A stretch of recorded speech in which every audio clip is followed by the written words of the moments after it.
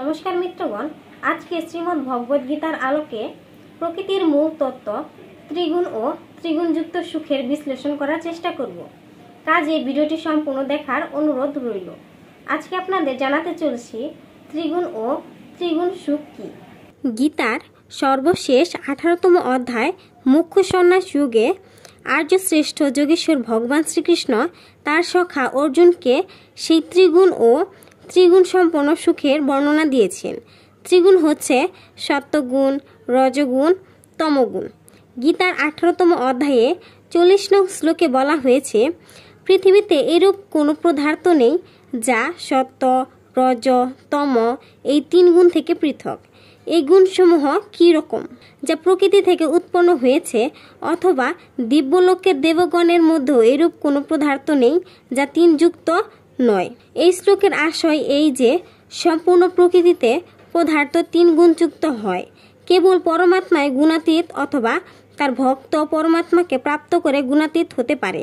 অন্য সকল জীব, প্রকৃতি, সত্তাদি ভাব দ্বারাই ভিন্ন ভিন্ন প্রকারের আকৃতিকে ধারণ করেছে। ত্রিগুণযুক্ত সুখের বিষয়ে ভগবান শ্রীকৃষ্ণ গীতার 18তম অধ্যায়ের 36 নং শ্লোকে বলেছেন, হে ভারতকুলের শ্রেষ্ঠ অর্জুন, এখন 3 প্রকারের সুখের শ্রবণ করো, যে সুখে যম নিয়মাদির অভ্যাস দ্বারা ব্যক্তি যুক্ত থাকে এবং সুখের অর্থকে লাভ করে।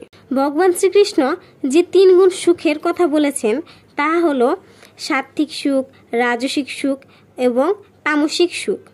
প্রথমত সাত্ত্বিক সুখ নিয়ে ভগবান শ্রীকৃষ্ণ গীতার 18তম অধ্যায়ের 37 নং শ্লোকে বলেছেন, পূর্বোক্ত এইরূপ যে সুখ শুরুতে বিষের সমান অনিষ্ট প্রতীত হয়, শেষে অমৃতের সমান হয়, সেই সুখকে সাত্ত্বিক বলা হয়েছে এবং আত্মা অর্থাৎ ঈশ্বর বিষয়ক বুদ্ধির প্রসন্নতা থেকেই সেই সুখ উৎপন্ন হয়।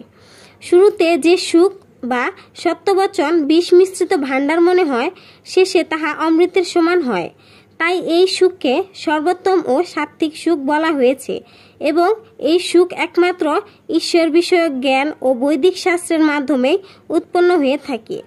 দ্বিতীয়ত রাজসিক সুখ নিয়ে ভগবান শ্রীকৃষ্ণ গীতার 18তম অধ্যায়ের 38 নং শ্লোকে বলেছেন, বিষয় এবং ইন্দ্রিয়ের সংযোগ থেকে যে সুখ শুরুতে অমৃতের সমান এবং শেষে বিষের সমান প্রতীত হয়, সেই সুখকে রজগুণ বলা হয়।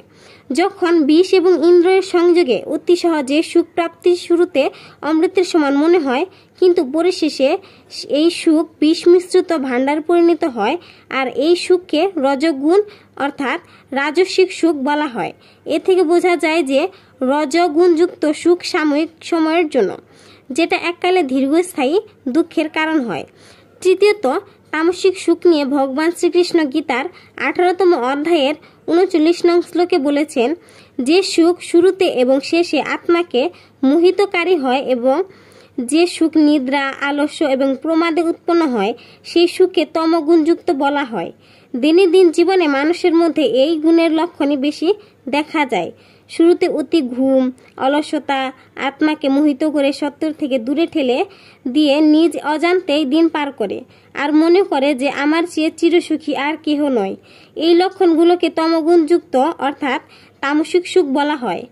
পরিশেষে গীতার এই শ্লোকসমূহ থেকে বোঝা যায় যে 3টি সুখের মধ্যে সাত্ত্বিক গুণই সর্বোত্তম ও মুক্তির কারণ। তাই আমাদের উচিত রজ ও তমগুণ ত্যাগ করে সাত্ত্বিক সুখে গ্রহণ করা, যা আমাদের মানব জীবনে অত্যন্ত কার্যকারী।